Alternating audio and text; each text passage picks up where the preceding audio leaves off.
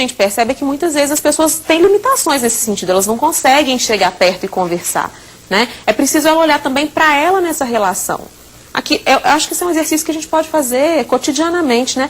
Ah, eu tenho uma relação com a Roberta e a gente tem as nossas dificuldades. Como é que eu estou nessa relação? Assim, será que eu estou fazendo o que eu posso fazer para que essa relação seja boa? Acho que isso é uma coisa importante. E outra coisa, no caso dela específico, é da humilhação. Então, eu vivo isso só com a minha mãe ou, de repente, essa relação com a minha mãe me marca tanto que eu levo essa humilhação para outras relações minhas. De repente, é muito difícil trabalhar isso na relação com a mãe, pelas razões que você falou, a mãe está idosa, mas eu consigo dar uma resposta diferente, dar uma resposta mais saudável com outras relações minhas, cotidianas, do trabalho, outros familiares, e na medida em que eu melhoro com os outros, eu já consigo melhorar com a minha mãe. Eu treino com os outros, né?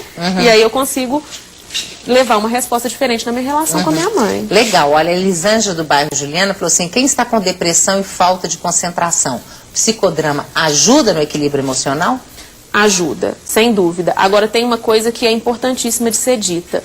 Psicodrama não é nenhum milagre salvador, né? Casos depressivos normalmente necessitam de um acompanhamento psiquiátrico. Sempre que a gente recebe no consultório alguém com um quadro psiquiátrico, depressivo, um caso mais grave, a gente encaminha. Se a pessoa já não está num outro acompanhamento, para que ela tenha também um acompanhamento médico e a gente trabalha junto. Não é que o psicodrama é algo fantástico, que então vai curar todos os males da humanidade, né? A gente tem realmente um instrumento de trabalho poderoso, mas a gente precisa trabalhar em conjunto com outros especialistas. Com certeza, porque aí precisa de medicamento contra a depressão, né?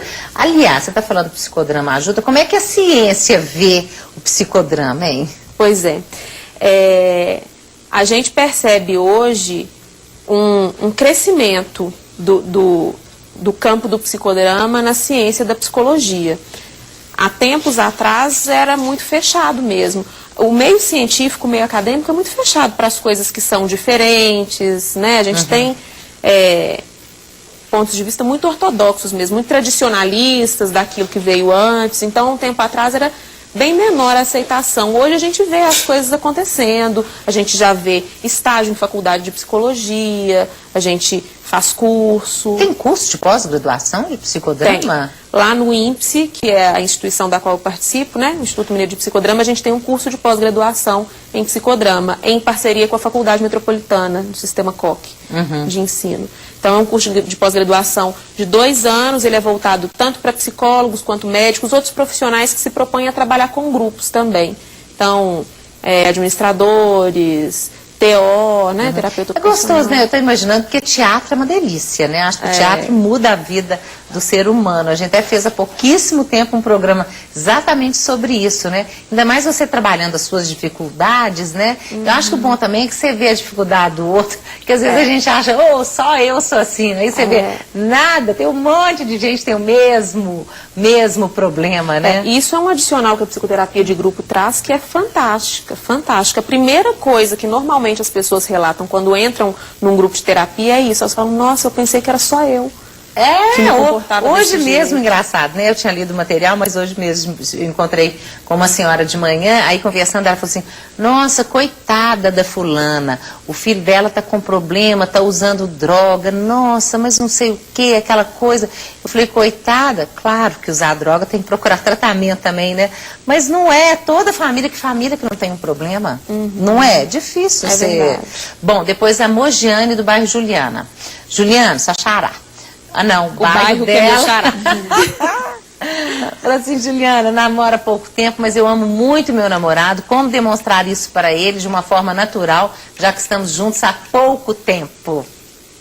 Difícil responder assim, né? Faça isso, faça aquilo. Uma coisa que a gente gosta muito de trabalhar no psicodrama, uma coisa que o Moreno postulou, é a questão da espontaneidade. Mas não é a espontaneidade como aquilo que a gente costuma pensar normalmente. Ser espontâneo é fazer o que eu quero, na hora que eu quero e não tô nem aí para os outros. Aí não, né? Não. A espontaneidade no psicodrama, na teoria do psicodrama, é a capacidade de eu dar uma resposta adequada numa situação que me apresenta. Adequada como? No meu meio social, uma resposta que seja satisfatória e saudável para mim. Então, a Mogiane, que é o nome dela, né?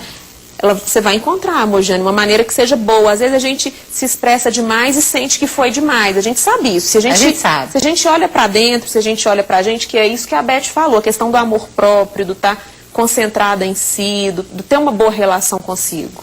Né? A gente sabe que a gente passou do ponto, ou a gente sabe que a gente poderia ter se expressado mais. Eu penso que muitas das coisas que a gente vivencia no nosso dia a dia podem ser resolvidas com esse exercício de olhar pra gente, que é o que a psicoterapia proporciona, que é o psicodrama proporciona. E é o que a gente normalmente não faz, né? No dia a dia da gente, com a gente mesmo em casa, ou no trabalho, essas coisas todas.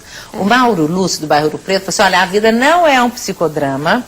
Às vezes tem nuances de drama, como diz Guimarães Rosa, viver é muito perigoso e sendo a mente humana um leque de opções, como o psicodrama consegue melhorar ou curar uma pessoa?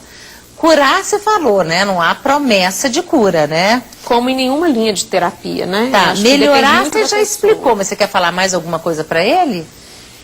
Isso que eu estava falando antes, eu penso que é o foco principal, é a pessoa poder olhar para ela mesmo e ter uma boa relação consigo e se olhar nas situações que ela traz. Outra coisa que eu acho interessante de ressaltar é que a pessoa está num processo de psicoterapia em psicodrama. A gente faz uso de cenas quando a gente vê que na fala as coisas estão emboladas e a cena pode clarear. Não é toda sessão que se faz psicodrama. Às vezes a gente passa tempos sem fazer uma cena, mas trabalhando essas questões mesmo, da pessoa olhar para ela, da pessoa se cuidar melhor, da pessoa estar dando respostas mais satisfatórias nas situações da vida dela. Inclusive essa questão de relacionamento, estou lembrando aqui que você também, nós falamos do cigarro, falamos da obesidade, falamos um monte de coisa, né? Do namorado que você queria terminar. E a questão, porque você falou que era uma pessoa arrogante, que tinha dificuldade de relacionamento. Agora que eu estou lembrando que você tinha uma irmã que você não falava com ela há 13 anos. É mesmo? É. E aí, o que te deu? Porque, gente, isso é fundamental, né? Eu comecei a admitir minhas próprias culpas, aceitar as minhas próprias culpas, assim. Como você começou a pensar, você começou a fazer uma reflexão sobre quem sou eu, o que eu estou passando? Porque às vezes é fácil a gente colocar a culpa no outro, né? Houve várias cenas de psicodrama que eu lidava com a minha irmã, assim, e ali eu enxergava, ela não é errada o tempo todo, eu tenho uma parcela de culpa nessa relação também. Aí... Como? Criou-se um personagem que era sua irmã. Aí você conversava com ela? Eu conversava com ela, assim, a gente atuava eu atuava em cenas que eu já tive com ela, assim, colocava ali cenas com a minha irmã, e aí ali eu consegui resolver e ver que ela não era a única culpada da nossa relação não dar certo. Eu tinha grande parcela de culpa nisso também. Olha que interessante. Eu descobri que eu não tinha que odiar a minha irmã, muito pelo contrário. Eu Mas falava aí que eu odiava porque eu gostava demais dela e a relação não dava certo de jeito nenhum. E como é que você teve a coragem? Que eu conheço muita gente que não conversa com o outro há um tempão, né? Mas aí não tem coragem de chegar perto e falar aquela coisa que a gente tem, aquela dificuldade. Como é que você chegou perto da sua irmã para falar? Foi aos poucos. Foi? Como é que você começou? Poucos, assim. Às vezes você começa no bom dia, alguém que chama na porta e eu ia lá e chamava por ela. E antes quando alguém chamava por ela na porta eu berrava, fulano. Hoje não. Na época eu chegava assim, fulano tá te chamando. Fui chegando aos poucos, assim. Que bacana. Aí às vezes eu entrava num assunto, tava na cozinha conversando com minha mãe, eu entrava num assunto também. Tá vendo? A gente sabe, né, o jeitinho que a gente deve chegar. Agora, deixa eu só complementar uma coisa. Isso, dentro do que a Beth estava falando, acho que tem uma coisa importantíssima. Na medida em que a pessoa vem e vai trabalhando as suas questões nessa relação com a irmã, muda dentro dela, cria-se a coragem que não havia antes para poder chegar lá na relação com a irmã e é a mesma coisa do chefe, né? Que eu falei no princípio, chefe que pega no pé. É a mesma coisa, não é? Se muda a visão que... Vamos supor que eu sou a pessoa que tem um problema com o chefe. Se muda dentro de mim a visão que eu tenho da minha relação com o chefe, é muito mais fácil eu chegar e me aproximar dele. Eu vou chegar de uma maneira diferente. E isso muda a relação. A gente tem que cuidar primeiro da gente, né? E quanto à cura, o negócio da cura, eu lembro que na minha última sessão, o pessoal